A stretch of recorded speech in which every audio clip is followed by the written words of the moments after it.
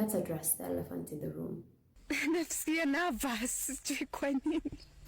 Nasikia nervous. Okay, gotcha. Acting began in ancient Greece. Back then, they wore masks to portray emotion, and because of the largeness of the crowd and the lack of technology, their focus was loud voice projection, huge dramatic gestures, and their focus here was storytelling. Then came the Shakespearean era of acting. It was marked by a poetic and musical delivery of words. They also were not focused on relaying emotion or accurately depicting the psychological experiences they were narrating. They accompanied their presentations with stock gestures like pounding your chest for anger and lifting your hand for grief and whatnot. Until the 18th century, when a man called Konstantin Stanislavski revolutionized acting by placing an emphasis on internal motivation, subtext, and psychology. And years later, from the 20th century till date, a man called Lee Strasberg, forgive me if I butcher the name, fathered Stanislavski's ideas and created the method. The method is a technique where actors fully immerse themselves in the characters they're playing. And this is how it's done. The first thing is a psychological deep dive, understanding your character's internal motivation. And the second thing is relying on emotional memory, when actors draw from their own personal life experiences and try to portray or convey the emotion that the character would have had in a particular moment, scene, whatever. And lastly, immersive experiences. This is when actors live like their characters. Episode 1024, how I got the lead role in Aziza. I always attribute my ability to being able to act that role because of where my mom came from. That exposure, that side of my mom's life, sort of enabled me to be able to fit in and, you know, to be able to do those things. Like even in the script when it says, hebu nisaidie kuepua hii karai. Unajua kuepua ni nini? Unaambiwa nenda pale kwa kina Suleiman ukanunue mahamri. Because in Aziza, nauza mahamri ya mzee Chacha nikiwa na yule rafiki yangu binti yule mfupi. I think this part of Sanaipe's story aligns with the plot of Nairobi Half-Life. Just a small plot breakdown. This young man, his name is Moas, comes to Nairobi. He's an aspiring actor. He wants to make it big in the industry.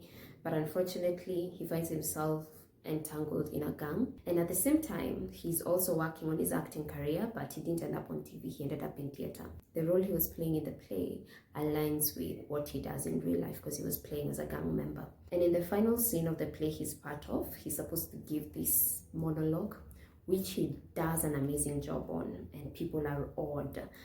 Little do they know that he'd just taken a life, and the weight of what he'd gone through was actually hitting him in that moment, so he wasn't just acting.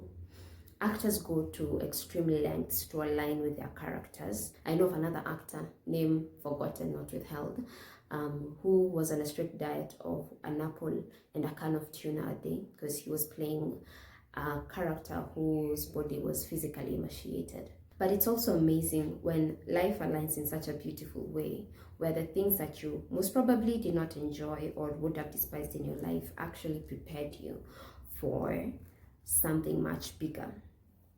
And that was the case in Sanaipe's story. What I also found interesting was how she actually secured this role. Ooh, so Aziza, Rashid Abdallah called me because he saw Uncle Ahu. And he saw that skit in the beginning. I love it. And he saw the data. Yes. And he's like, msichana yuwaweza huyo. Yani papesa ya viazi vitatu. Tutakula nani viazi vitatu? There are two lessons here. The first thing is excellence in all your undertakings. No matter how small the task, no matter how insignificant you think it is, let excellence be the signature of everything that you do. And the second thing, again, do not despise anything just on account of it being small or minuscule. And that's how integrity works. Integrity, in simple terms, according to C.S. Lewis, is a consistency in character in front of people and when people are not around. I'm paraphrasing.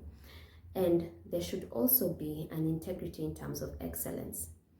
How you perform when the task is big versus how you perform when the task is small. Sanaipe carries her music in such a way that it's honestly marked by excellence. That small skit at the beginning of her music video is what secured her 7 seasons of Aziza. So as I'm approaching this house, nasikia Kiswahili kingine kimekorogwa huko ndani, nasema mama yangu hapa nimejiingiza kwenye shimo. So I called Rashid. I can't do this. Sasa ushafikishwa paka Mombasa na ndege, unasema you can't do this. He's like, usijali dadangu, utaingiana, mtatosha, usijali, wewe nenda tu. Ingia umiti watu nini. Script na maneno mengine ya Kiswahili paka wasema hii asemwaje. But let me tell you, it juggled all those words that I knew in Swa, brought them from back here to the front of my head.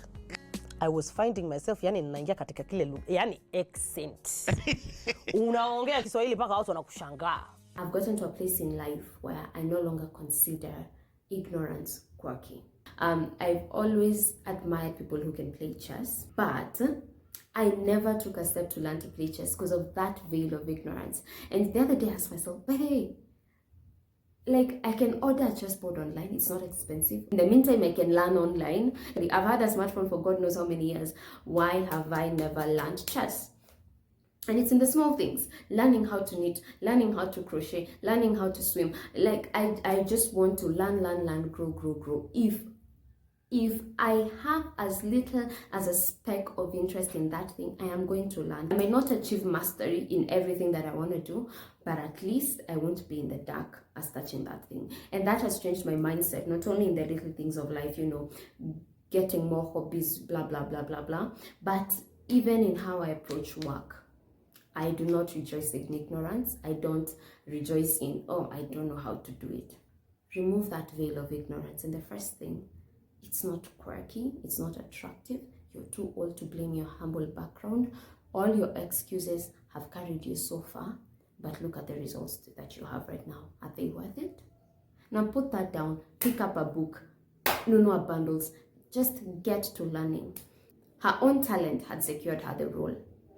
Life had prepared her through small mundane experiences. But regardless, there was still work to be put on her end. Showing up consistently, and the willingness to learn and to grow. As I conclude, several years later, I am still petitioning for the conclusion of this interview.